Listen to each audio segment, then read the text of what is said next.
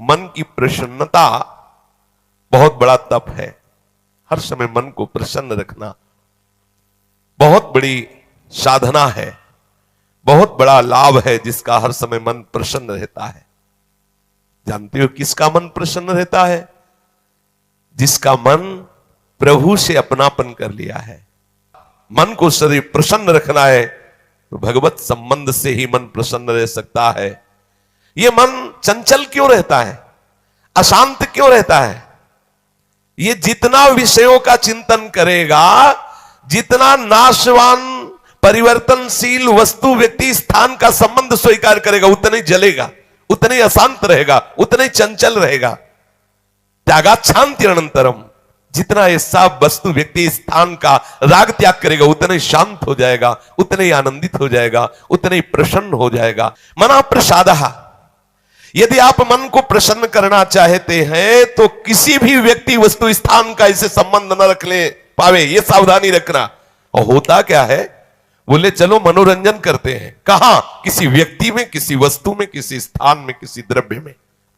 होता क्या है, मनोरंजन होता नहीं, एक नई जलन, एक नई चिंता, एक नई कामना, एक नई वासना, एक नया फसाव। चले थे आनंद लेने और फंस गए। हमारा मन प्रसादः, मन प्रसन्न कब होगा? बहुत ध्यान की बात है। भगवान कह रहे त्यागाच्छांति अनंतरम, यदि आप शांति देना चाहते हो, अपने मन को आनंद देना चाहते हो, प्रसन्नता पाना चाहते हो, तो आप वस्तु व्यक्ति स्थान के संबंध से रहित कर दो अपने मन को।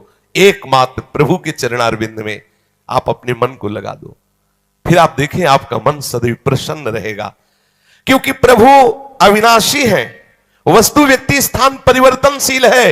वो एक रस प्रसन्न रह ही नहीं सकता जिसका वस्तु व्यक्ति स्थान से संबंध है, नहीं रह सकता, क्योंकि वो एक रस नहीं है तो मन कैसे एक रस होगा? वो विनाशी है, परिवर्तनशील है, मूल में दुख है, केवल ऊपर से सुखद दिखाई दे रहा है। मन में अशांति, दुख, क्लेश, बंधन का कारण है किसी वस्तु व्यक्ति स्थान से अपनापन कर लेना। सूक्ष्मता से देख लीजिए, अभी हम यही फंसे हैं, चाहे हम ज्ञानी भगत हो चाहे प्रेमी भगत हो, अभी केवल मन के भगत हैं, मन को अभी भक्ति के मार्ग में नहीं खड़ा कर पाए।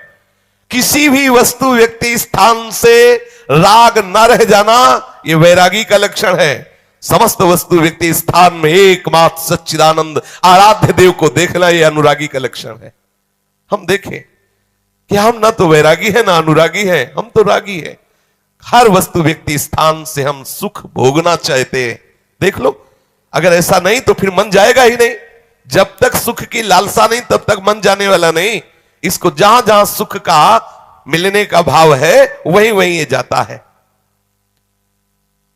जब धन, संपत्ति, स्त्री, पुत्र, नाना प्रकार की भोग सामग्री, इनमें हम अपनापन कर लेते हैं तो मन हमारा चंचल हो जाता है। सबका प्रश्न होता है, मन भजन में नहीं लगता, चंचल है मन। चंचल आपने किया है, आपको ही छोड़ना पड़ेगा। आपने वस्तु व्यक्ति स्थान से संबंध कर लिया है, वो चंचल, परिवर्तनशील, नाशवान, वही लक्षण मन को आ रहे। और आप अविनाशी प्रीतम से अपना संबंध कर लो, देखो कितना आनंद मन में रहता है, कितनी प्रसन्नता रहती मन में। भगवत चरणारविंद का आश्रय लेने वाला हर समय प्रसन्न रहता है, यह पहचान है। भारी से भारी विपत्ति में भी उसका हृदय आनंदित रहता है, क्योंकि ये विपत्ति संपत्ति बाहरी बात है।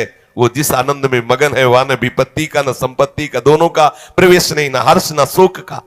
इसलिए मना प्रसादः, साधक ध्यान दे संतुष्टः येन केनवा। हर परिस्थिति में मन को प्रसन्न करना सीखे, प्रसन्न रखना सीखे। परिस्थिति में प्रसन्न तभी रह सकते हैं जब भगवत चरणारविंद का आश्रय नहीं। कभी परिस्थितियां किसी को चैन नहीं लेने देती, कभी संयोग, कभी वियोग, कभी हर्ष, कभी शोक, कभी अनुकूल, कभी प्रतिकूल, कभी मान, कभी अपमान, इसी द्वंद्व में हम पिसते रहते हैं। तो मन कहां प्रसन्नता का अनुभव कर पाता है? मन की प्रसन्नता के लिए सांसारिक वस्तु, व्यक्ति, परिस्थिति, देश काल, घटना आदि को लेकर के हम अपनापन, अहम करके उसे ना माने। जैसे ये व्यक्ति मेरा है, ये वस्तु मेरी है, ये स्थान मेरा है, ये अमुक अमुक मेरे। अब आपका मन प्रसन्न नहीं रहेगा, जलेगा, अशांत रहेगा। अपने स्वार्थ या अभिमान को लेकर किसी का पक्षपात न करना। यदि आप अपने मन को प्रसन्न रखना चाहते हैं तो अपने स्वार्थ की पूर्ति के लिए या अभिमान की पूर्ति के लिए किसी का पक्ष न लेना। किसी का मंगल करने के लिए, किसी को आनंद प्रदान करने के लिए हम भले सलाह दे दें, लेकिन अपना अहंकार पोषण करने के लिए, अपने स्वार्थ की पूर्ति के लिए हम पक्षपात न लें, नहीं हमारा मन प्रसन्न नहीं रह पाएगा। मन को सदा दया भाव से युक्त रखें, क्षमा भाव से युक्त रखें। दूसरों को कैसे हम सुख पहुंचावें ऐसे मननशील बने। सदैव सुख देवे को चाव चित सब सोहित निष्काम। सबको सुख पहुंचाऊं लेकिन किसी से सुख पाने की लालसा ना हो, मन प्रसन्न रहने लगेगा। मन में जब दूसरों के हित की भावना होती है तो प्रसन्नता का प्रादुर्भाव होता है। और सदैव मन को प्रसन्न रखने के लिए थोड़ा भोजन पाना सीखें, कम बोलना सीखें, कम सोना सीखें और सदैव भगवान नाम जपना सीखें। अखंड प्रसन्नता आ जाएगी। मानते हैं प्रारब्ध के अनुसार शरीर रोगी हो सकता है, परिस्थिति प्रतिकूल आ गई, संसार ने तुम्हारा त्याग कर दिया, लोग निंदा करते हैं, लेकिन आप प्रसन्न रहेंगे क्योंकि आपने बहुत बड़े करुणा निधान आनंद समुद्र प्रभु का आश्रय ले लिया है। उस आश्रय में जो बाधक भाव है उनका त्याग कर दीजिए। अधिक भोजन करने वाला कभी प्रसन्न नहीं रह सकता। और बड़ी विचित्र ये जिह्वा है, ऊब गए भगवान। रोज इसे पवाओ लेकिन रोज ले ले पदार्थ, पेट बढ़ता चला जा रहा है, मांस पेशियां बढ़ती चली जा रही, कब्ज बढ़ती चली जा रही है और जिह्वा खाते खाते बूढ़ी होने जा रही, फिर भी और खाओ और खाओ, पता नहीं कब तक खाओ खाओ खाओ। भोजन पर साधक ध्यान दे, नहीं तो आनंद का जो विषय मन की प्रसन्नता है वो आप नहीं धारण कर पाएंगे। बोले हित परमित भोजी, थोड़ा सरल, स्वाद रहित, स्वास्थ्य वर्धक, सतोगुणी भोजन पाया जाए। स्वाद रहित भोजन बहुत आवश्यक है भजन मार्ग में, बहुत आवश्यक।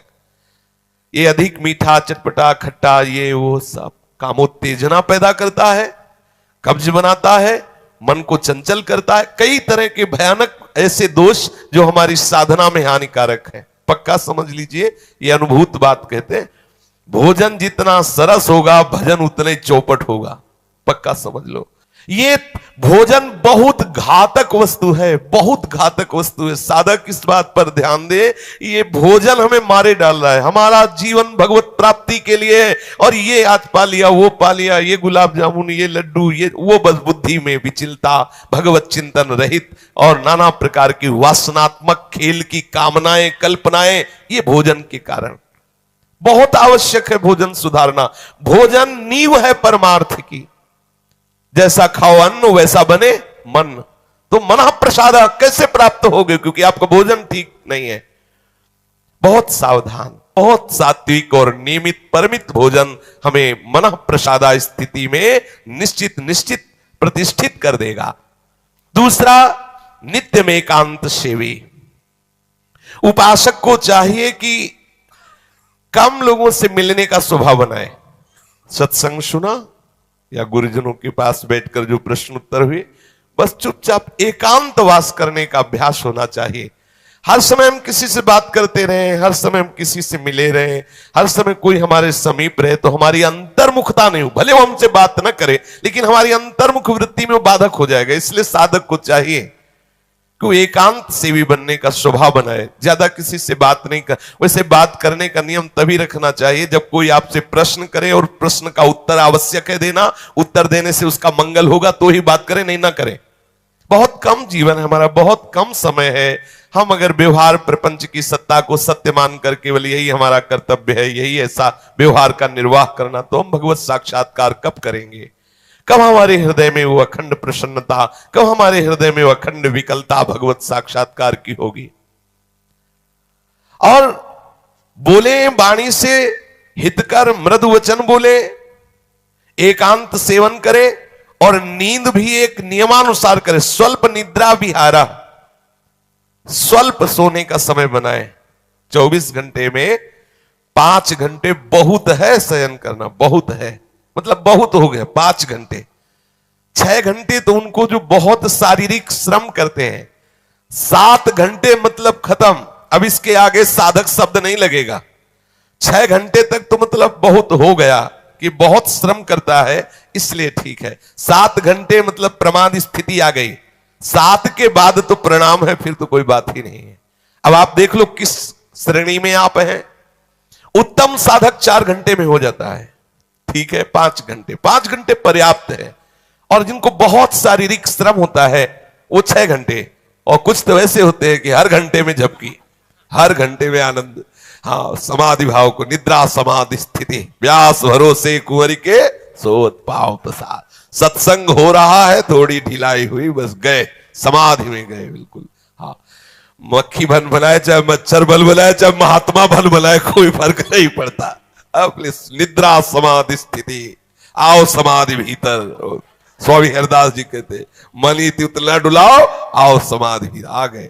तो थोड़ा सावधान करे। स्वल्प निद्रा विहार, और घूमने फिरने का भी एक नियम होना चाहिए। आपकी दिनचर्या एक नियमित होनी चाहिए। यदि आप नियम के अनुसार भोजन, नियम के अनुसार शयन, नियम के अनुसार घूमना और नियम के अनुसार बोलना चलना रखेंगे नियम से, तो आपका मन बहुत शीघ्र भगवत चरणारविंद में लग जाएगा। भगवत चिंतन से मन में प्रसन्नता आ जाती है। यदि आप ऐसा करेंगे तो आपका मन सदैव प्रसन्न रहेगा।